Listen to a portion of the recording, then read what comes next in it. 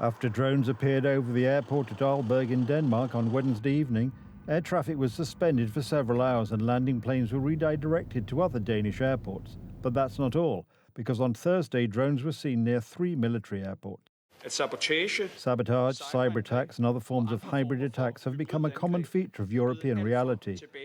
The goal is to test boundaries and instill fear and uncertainty among the population and decision makers. We must also conclude that the threat from hybrid attacks is persistent and growing rapidly. Earlier on Monday evening, air traffic was suspended at Copenhagen Airport. The reason was 2 or 3 large unidentified drones that flew in from different directions. The disruption affected about 100 flights. Almost at the same time, Oslo Airport was closed, also because of drones. We're neither confirming nor excluding that the two are connected. What we can say is that in this time of hybrid threats and potential hybrid warfare, these are exactly the things we have to look for, because the space between peace, pure peace, and a full-scale war is a much more murky space, and we need to be alert and ready to connect the dots when we see them. Eyewitnesses to the events in Denmark and Norway saw lights mounted on large drones. It is possible that they could have taken off from ships passing nearby. What is certain is that striking NATO infrastructure works to Russia's advantage. Such actions are very low cost. Sending a drone and paying someone to pilot it is not expensive. Finding such a person is very difficult, almost impossible. At the same time, we see what is happening in the media as information spreads and panic spreads among people that the Russians are attacking, especially as Russian provocations have intensified recently. Russia's reckless actions, which are escalatory, risk miscalculation and endanger lives. Allies affirmed yet again that our shared commitment to collective defense is unshakable.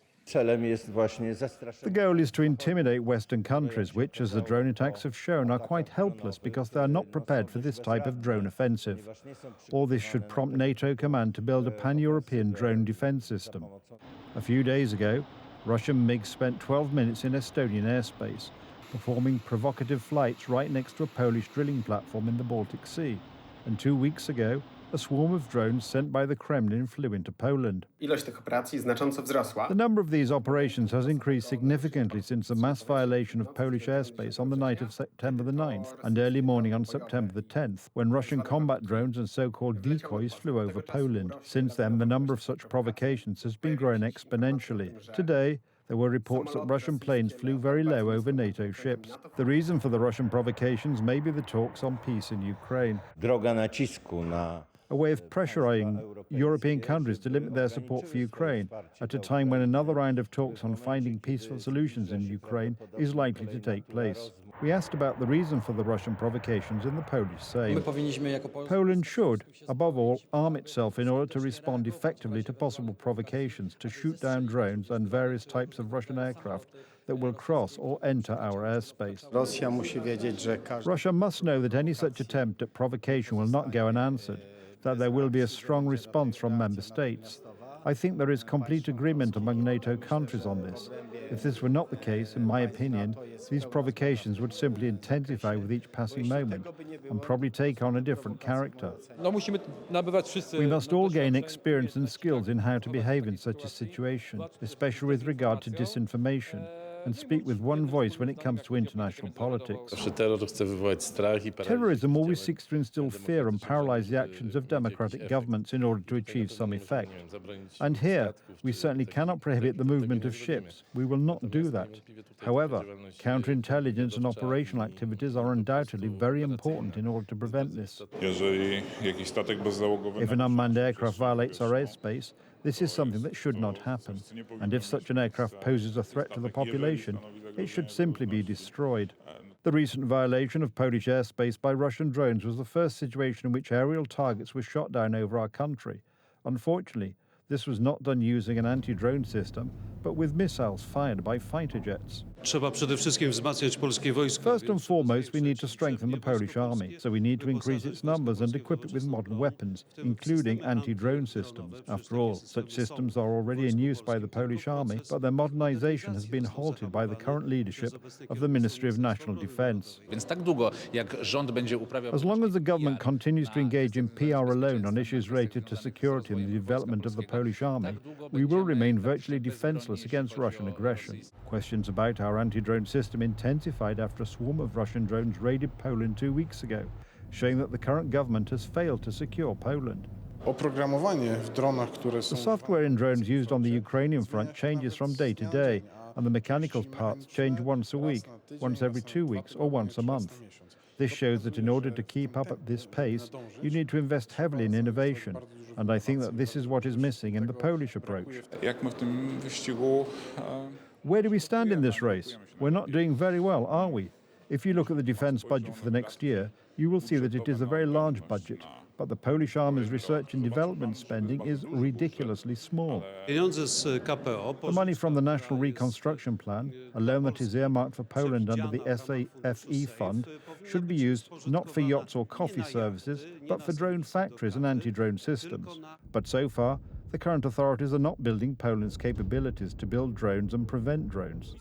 And as the example of the war in Ukraine shows, it is crucial to have our own competencies and to build production capabilities.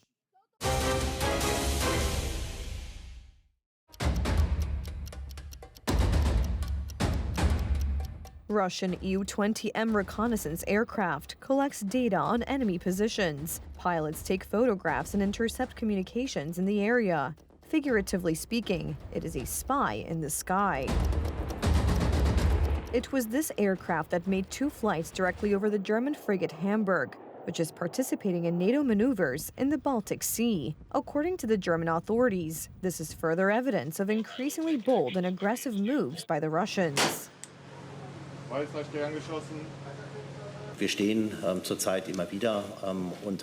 We are currently constantly exposed to sabotage and espionage, and we are already victims of hybrid influences and activities. We can often link these incidents to state actors, especially Russia.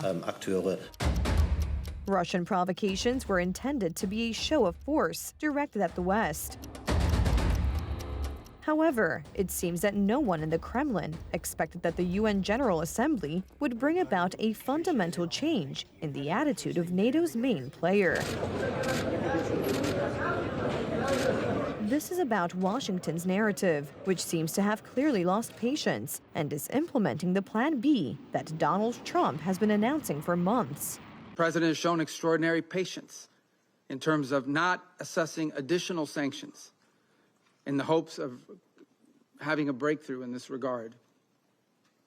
And all has come to what appears to be not just a stagnant one, but an era, and we've entered a period of what appears to be potential even escalation, with the historically highest number of strikes we've seen over the last few nights and before. And now we are also watching incursions into neighboring airspace by both drones and airplanes. Hence the latest somewhat desperate effort by Washington and Kiev on the international stage, specifically at the UN, to exert global pressure on Moscow. The facts are simple. Stopping this war now, and with it, the global arms race, is cheaper than building underground kindergartens or massive bunkers for critical infrastructure later. Stopping Putin now is cheaper than trying to protect every port and every ship from terrorists with sea drones. Stopping Russia now is cheaper than wondering who will be the first to create a simple drone carrying a nuclear warhead. So we must use everything we have together to force the aggressor to stop. A few hours earlier, Polish President Karol Nawrocki spoke in a similar tone about the global security architecture at the General Assembly Forum. Stoimy w punkcie zwrotnym. We are at a turning point in history, a time when the decisions made today will have consequences for decades to come. We must all be aware of this, and we all take responsibility for it. According to Western media, Washington's change of narrative is no coincidence. It stems directly from intelligence reports. Kyiv is said to be preparing a powerful offensive, which will require American reconnaissance support. Donald Trump realizes that his efforts so far, in line with his vision, are not working. He has been given an alternative plan that interests him, probably because it offers a clear prospect of a solution. It is difficult to say whether Washington's narrative will have any impact on the Kremlin. For now, Russian propagandists are performing rhetorical acrobatics, explaining how Trump went from being a friend of Russia to its mortal enemy in a month. At the same time, however, through diplomatic channels, the Kremlin was to propose to Ukraine a meeting between Putin and Zelensky, which could take place in Istanbul instead of Moscow.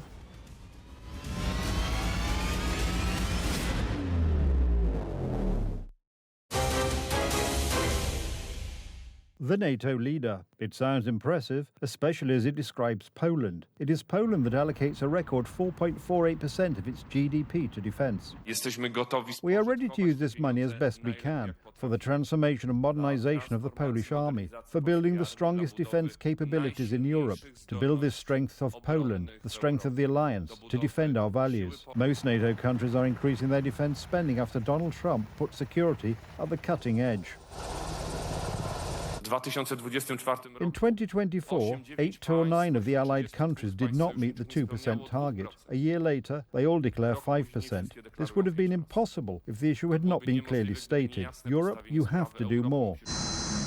The government emphasises that defence spending next year will amount to 200 billion zloty. Law and Justice MP Andrzej Śliwka points out this figure is misleading because it includes extra budgetary funds, some of which are expenditures that should not be counted as defence spending. If we look more deeply into this budget, we will see that the funds spent on the technical modernisation programme, that is the funds that are to be allocated to modernisation, are lower than this year. Similarly, when it comes to research and development, that is spending on innovation, it is 300 million zloty less. Funds for innovation in Poland account for only 1% of the military budget. Meanwhile, South Korea allocates approximately 33% of its defence budget to modernisation and research and development, and Taiwan allocates 22.5%. Even Ukraine, which has been at war for 3.5 years, is able to allocate 20% of its defence budget to innovation. In the EU alone, over 2% of the military budget goes to innovation, while in the United States, it is 4%. What is happening in Ukraine? This war is being fought using completely different techniques and tools than we imagined before the war, including drones, so these innovations are very important. It's worth spending money on it because innovation is not just about combat power. Defence also means field security for people who will need medical care. It also means drug security, and I think that the National Drug Factory and these innovations, or at least the production of critical drugs, will be extremely necessary in a war. The Ministry of National Defence should create a startup incubator. That is, young engineers who want to contribute their products to the potential of the Polish armed forces but do not have the capital to start their own businesses should receive funding, because where the money is spent is also crucial. The announcements are promising. It is very important to me that we not only buy the best quality equipment, but that we also manufacture the best quality equipment and promote it around the world. But here too there is a problem, because most of the money is to be spent on purchases abroad. We all remember how Władysław Kosiniak-Kamysz and the Third Way said that 50% of defence spending will go to the Polish arms industry. If you check the statistics, they absolutely did not keep their promise, and the Polish arms industry, especially under the Law and Justice government, has developed very strongly. This can be seen in the example of anti-drone systems. One of the companies in Gdynia manufactures them using components that do not need to be imported from abroad. Unfortunately, the technology is purchased elsewhere. We buy such systems abroad. Recently, a contract was signed with Sky Ranger, a German company. We are investing our funds, our budget, outside the country, which is unacceptable, because we should be investing it in our own country. The ammunition factory construction project has also been significantly delayed. The entire project was prepared at the end of the Law and Justice government's term. It was then audited, thrown in the trash, and now Donald Tusk's government is coming up with an initiative to build this factory. So 2 years have been wasted. But looking at this government's track record, I don't think this factory will ever be built. It would seem that the government should not need to be reminded that there is a war going on beyond our eastern border and that Russian drones have flown into Polish territory in recent days. It would seem so.